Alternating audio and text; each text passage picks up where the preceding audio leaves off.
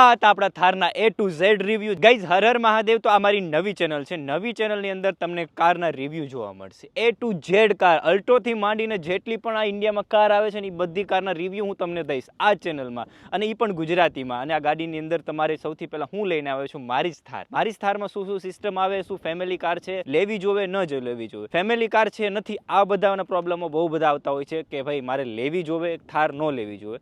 ઘણા મારા ફ્રેન્ડ સર્કલમાં મને એવું કીધું કે ભાઈ થાર છે નહીં, ફેમિલી કાર નથી. તો છે કે નથી એ પણ તમને કહીશ. અને આ આપણી એક નવી ચેનલ ચાલુ કરી છે. નવી ચેનલમાં તમને A to Z જે પણ કાર હશે તમે મને કોમેન્ટ કરીને કહેશો ભાઈ ધમુભાઈ મારે આ કારના રિવ્યુ જોવે છે અને મારે આ લેવી છે, તો લેવી જોઈએ ન લેવી જોઈએ, તો હું એ પણ એ કાર તમારી સાથે લાવી અને તમને શેર કરી આ કાર કેવી આવે અને બધું સાચું કહીશ, ખોટું ઉમેરીને નહીં. ત્યાં નવી ચેનલ છે તો નવી ચેનલને સબસ્ક્રાઇબ કરવાનું ભૂલતા નહીં. તમારા બધાના સપોર્ટથી નવું લાવતો રહીશ. તો ચાલો શરૂ કરીએ અને સૌથી પહેલા થારનું જ રિવ્યુ કરી. થારને જો તમે મોરો જોવા જાઓ ને આ બધું ભાઈ, તો એ મેં ચેન્જ કરેલું છે. આ ગ્રીન ચેન્જ કરેલું છે અને બમ્પર એ પણ મેં ચેન્જ કરેલું છે. કંપનીનું એ સિમ્પલ આવે છે પણ એ મારી પાસે અત્યારે સિમ્પલ વાળું નથી, એટલા માટે. આમાં ફોગ લેમ્પની વાત કરીએ તો અહીંયા ફોગ લેમ્પ નથી આવતા અને પ્રોજેક્ટર લેમ્પ અહીંયા પણ નથી આવતા. આ પણ એસેસરીમાં કરાવેલું છે અને આ પણ એસેસરીમાં કરાવેલું છે. અને આ ગ્રીલ તમે જોઈ શકો છો, આ ગ્રીલ પણ મેં એસેસરીમાં કરાવેલી છે. અને પેલી જે આવે છે પીળા લેમ્પ, યલો લેમ્પ આવે છે, એટલે એમાં સિમ્પલ સાદી આવે છે, એટલે મેં કરાવેલ છે, એટલે તમને નથી કહેતો. અને સાઈડની લુકની વાત કરે તો જુઓ, આમાં તમને ટાયર મળશે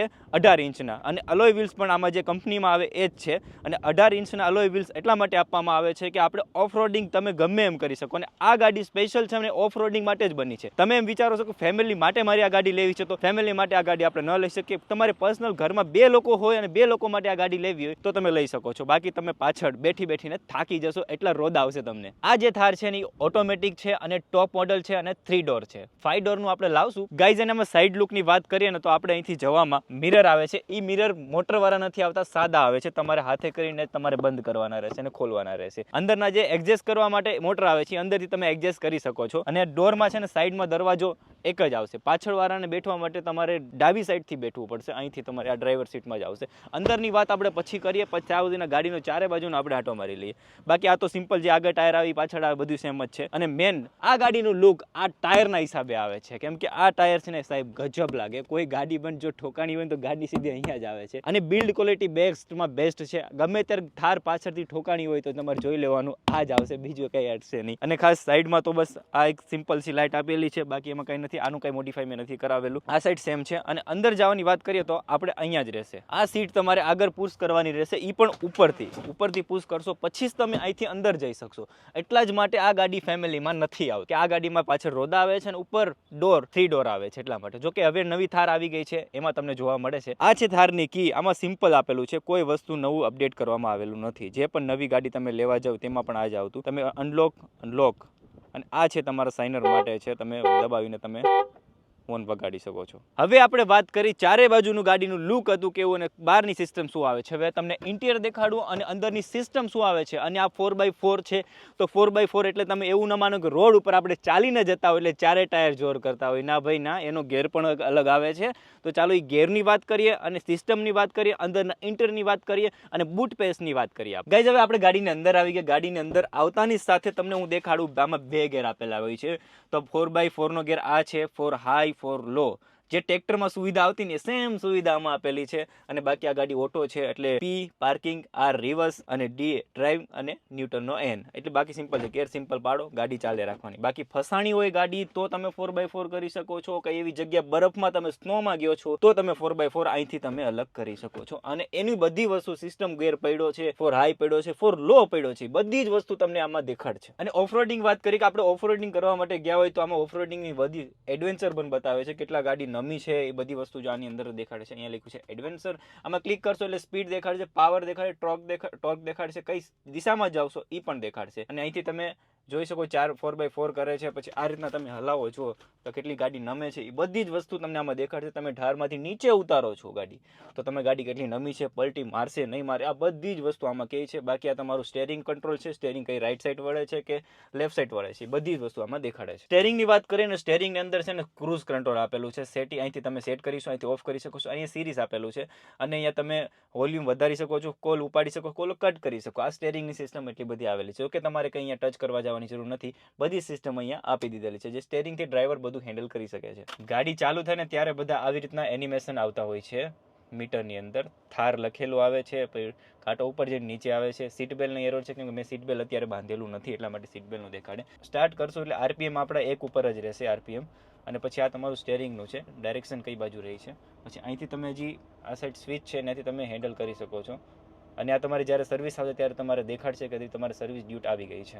મીટરની અંદર તમે ટાંકી ફૂલ કરાવ્યા પછી કેટલા કિલોમીટર હાલ છે અને આ ટ્રીપ એ ટ્રીપ બી તમે સેટ કરી શકો છો તમારે જે કર્યું. અને આ તમારી એવરેજ દેખાડે છે, એવરેજ કેટલી આપે છે 13.2 ની અત્યારે એવરેજ આપે છે. આ ગાડી ચાલી છે અત્યારે 41,523 કિલોમીટર. અને ઇન્ટિરિયરની વાત કરીએ તો પૂરું ઇન્ટિરિયર બ્લેક આવે છે અને એસી 1, 2 અને 3 અને 4 વેન્ટિલેટર્સ આવે છે. પાછળની સાઈડ એસી આવતી નથી, પણ આ એસી એટલી એક જ કાફી છે. આ 2-4 એસી ચાલુ થાય એટલે તમને એમ થશે કે ભાઈ આ શું ચાલુ થયું. એક એસી ચાલુ કરીને બતાવું ખાલી. અહીંયા બંધ કરી દઈએ આપણે, આને બંધ કરી દઈએ. હવે ચાલુ કર્યું ને અવાજ જોજો ખાલી. પાછળની સાઈડ જે ફ્લેગ મારેલો છે એ ફ્લેગ પણ હલવાનું ચાલુ થઈ ગયું. તમે જુઓ પાછળવાળાની એસીની જરૂર છે જ નહીં આ ગાડીમાં, કેમ કે આમાં બોડી જેટલી નાની આવે ને કે પાછળની તમારે એસી પહોંચી રહે તમારે જ્યાં પહોંચાડવીને. બાકી બધી મોસ્ટલી બધી ગાડીમાં પાછળ એસી આવતી હોય, પણ આમાં પાછળ એસીની જરૂર જ નથી. હવે આમાં મ્યુઝિક સિસ્ટમની વાત કરીએ તો એપલ કાર પ્લે આવે છે આમાં. આની અંદર 4 સ્પીકર આવે છે આમાં, જે આપણને મળશે એક અહીંયા અને એક પેલી સાઈડ મળશે અને બાકી ઉપરના સાઈડ મળશે. આ જો કે ખંજરી છે પણ બાકી મ્યુઝિક બધું ઉપર આવે, કેમ કે પાણીમાં બધા કદાચ કોઈક નાખી દે ગાડી, પ્રોબ્લેમ ન થાય. ઓફ રોડિંગના હિસાબે વિચારીને આ બધી સિસ્ટમ આમાં આપેલી છે. આ સીટ છે ડોર લોક અનલોકની છે અને આ તમે ઢાર ઉપર જતા હોય ને તમે તમારે સિસ્ટમ ચાલુ કરી દો એટલે ઓટોમેટિક ગાડી એના હાથે બ્રેક મારે અને તમારી ગાડી સ્લીપ ના થાય એના માટે આપેલું છે. અને આ પાર્કિંગ લાઇટ છે 4 લાઇન.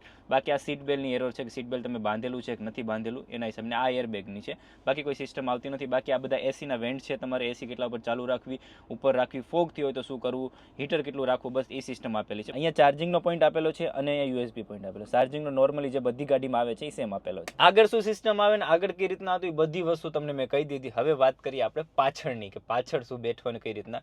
પાછળની બૂટ સ્પેસ અને પાછળ એટલી જગ્યા આવે છે. આપણે વાત કરીએ તો પગ એટલા આપણા રહી. અને જો કે આમ કમ્ફર્ટેબલ આવે પણ રોદાના હિસાબે ગાડી કમ્ફર્ટેબલ આપણને લાગતી નથી. બાકી આ ગાડી 2 માટે જ છે. તમને પહેલા કીધું પાછું આ ગાડી 2 માટે છે અને દરવાજાનો મેઇન ટોપિક છે. અને આ જે છે આર્મરેસ્ટ મેં અલગથી એસેસરીઝમાં નખાવેલા છે, આ સાથે નથી આવતા. પ્લેન આ રીતના જ આવે છે, જો અહીંયા સાઈડમાં છે ને એ રીતના એમાં બધું આવે છે. અને આમાં સીટ્સ કવર પણ નથી આવતા, એ પણ મેં અલગથી કરાવેલું છે. આ આર્મરેસ્ટ તમે જોઈ શકો છો, આ આર્મરેસ્ટ પણ એ સાથે નખાવેલા છે. અને આ મારે પડ્યા હતા મહિન્દ્રામાંથી લીધા ત્યારે મારે સમથિંગ 18,000 આજુબાજુ આ 3 આર્મરેસ્ટ પડ્યા હતા. વાત કરી આપણે બહારના લુકની અંદરની સિસ્ટમની અને મેઇન ટોપિક તો આમાં રહી ગયો છે કે ખાસ લોકો શું કામ નથી લેતા, કે આમાં છે ને ભાઈ અહીંયા 4x4ની બેઝિંગ આપેલું છે. અને મેન ઇમ્પોર્ટન્ટ તો આ જ વસ્તુ છે કે થાર ન લેવાનું કારણ કે આમાં ડેકી છે ને ડેકી સાવ નાની આપે છે, બટ આમાં તમે સંભાળવા બેઠો ને તો ઘણું બધું સામી જાય છે. તમે આને પર તમારે ઉપર કરવું પડશે ત્યારે તમારે ખુલશે. અને અહીંયા કોઈ લોખંડની વસ્તુ તમારે નહીં રાખવાની. બાકી આ કાચ ફૂટતા વાર પણ નહીં લાગે, કેમ કે તમે કાચ બંધ કરો, સામાન મૂકેલો સીધો અહીંયા અડવાનો છે અને રોદા આવે એટલે કટ એટલે કાચ ફૂટવાની પૂરી શક્યતા રહે. એટલે ખાસ કરીને એ પણ તમારે ધ્યાન રાખવાનું રહેશે. અને અહીંયા બૂટ સ્પેસ એટલી જ આવે છે, જે કે હું પ્રોપર પતલો છું તો એ મારું ડોકી આ રીતના રહી છે, હું નથી બેઠી શકતો. 5 ડોરમાં તો ભાઈ ઘણી બધી જગ્યા આવી ગઈ છે, એનું પણ હું તમને રિવ્યૂ દઈશ બીજા વિડીયોની અંદર. તો આ રીતનું આનું બૂટ સ્પેસ છે. બંધ કરતી વખતે સૌથી પહેલાં સમાન તમારે આ બંધ તો નહીં જ કરી દેવાનું. આ બંધ કરશો એટલે અહીંયા સીધો અડી જશે. હવે અડવા કરીને તમે જોરમાંથી મારશો એટલે કાચ ફૂટતા પણ વાર નહીં લાગે. તો સૌથી પહેલાં તમારે આને બંધ કરવાનું રહેશે ને પછી જ આને બંધ કરવાનું છે. એટલે અમુક લોકોનો રિવ્યૂ એ છે કે ભાઈ થારમાં છે ને ભાઈ લગેજ મૂકવાનું કંઈ આવતું નથી એટલે હું નથી લેતો, અને પાછળ ડોર નથી એટલા માટે નથી લેતો. પણ ઓફ રોડિંગ માટે અને 2 કપલ માટે ગાડી બહુ બેસ્ટ છે. આ થાર છે 4x4 ઓટોમેટિક હાર્ડ ટોપ, અને આ છે ને આપણને પડી હતી 19.5 લાખમાં. અને ઓટોમેટિક છે એટલા માટે આનાથી ઊંચું મોડલ એક આવતું નથી. અને બીજું છે એક 17.5માં આવે છે અને એ મેન્યુઅલ આવે છે અને 4x4 ડીઝલ છે. આ હતા આપણા થારના A to Z રિવ્યૂ, જેમાં બધી જ વસ્તુ કહી દીધી. જો કંઈ મિસિંગ થઈ ગયું હોય તમને કંઈક જાણવું હોય તો મને કોમેન્ટ કરીને કહેજો. હું એ કોમેન્ટનો રિપ્લાય આપી, બની શકે તો એનો વિડીયો પણ બનાવી. અને આ ગાડીનું તમારે ઓફ રોડિંગ જોવું છે કે ઓફ રોડિંગ કઈ રીતના કરાય, ઓફ રોડિંગમાં કેટલું કેપેબલ છે અને 3 વ્હીલ પર ચાલે આ ગાડી, આ બધું જાણવું છે તો મને કોમેન્ટ કરીને કહેજો. અને હા, આ નવી ચેનલ છે તો નવી ચેનલને સબસ્ક્રાઈબ કરજો, કેમ કે આવા નવા વિડીયો તમને આમાં જોવા મળશે. તો ચાલો બાય બાય, અને બધાને મારા હર હર મહાદેવ. અને આ વિડીયો કેવો લાગ્યો એ જરા કોમેન્ટમાં કહેતા જાજો.